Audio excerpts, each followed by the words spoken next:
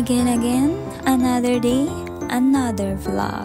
So ito nga, sa wakas, natuloy na rin ang pa-dinner ko sa aking mga amo. Dito po ay gumagawa ako ng sauce para sa cucumber salad. Gumagamit po ako dito ng soy sauce, ng vinegar na galing sa China, and then sesame oil, sugar, at saka onting salt. Set aside po muna, and then mag-i-steam naman po ako ngayon nung egg na ginawa ko kahapon. I-steam ko ito for 5 to 10 minutes, and then after ko siyang ma-steam, ito turn off ko po yung apoy niya, and then hindi ko muna siya bubuksan. Dito naman po ay mag-start na ako na hiwain yung cucumber salad na gagawin ko para sa kanila.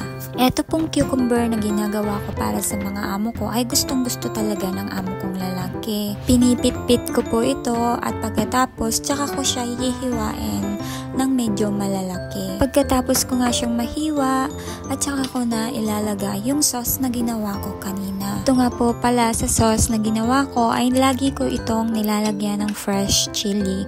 Imi-mince ko kasama ng spring onion, garlic, at tsaka po yung maliit na sibuyas. Imi-mix nyo lang po hanggang sa kumapit yung sauce. At ngayon, pwede na ang ating cucumber salad. So next ay iluluto ko naman po ngayon yung char siu na minarinate ko nung isang araw. Again, lulutuin ko po ulit siya for like about 15 minutes hanggang sa makita ko po na barbecue style na po yung pork chop. Habang iniintay ko po na maluto yung mga pagkain, ay nagbasta po ako ng mantika na maaari pong gamitin ng amo ko bukas pag wala ako. Pag wala po kasi ako dito sa bahay, marami pong hindi nakikita ang mga amo ko. Kaya binabasta ko na bago pa man ako mag-day off. Dito naman ay i-check ko na yung steam egg na niluto ko kanina. O diba, sumakses na naman ang ating steam egg.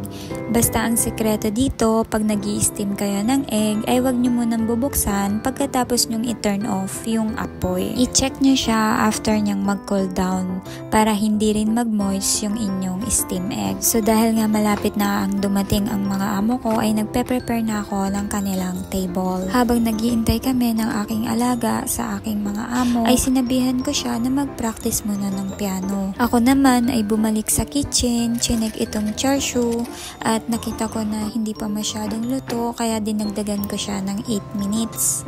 Niluto, and then eto na, luto na siya. So sa ngayon, dumating na yung mga amo ko at kumakain na sila. Habang nag-aantay ako, ay kumain muna ako ng biskwit na pagod man ako. Oy, sa dami ng ginawa ko maghapon. And then ngayon, nagliligpit na ako, waiting sa kanila hanggang sa makatapos sila sa pagkain.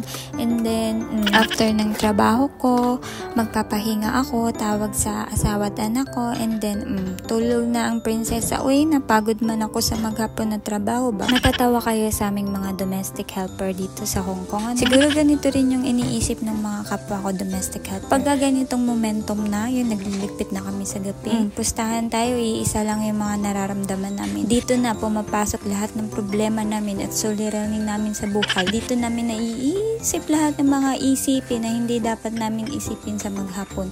Dito ba siya bumabagsak pagkapatapos na kami ng trabaho?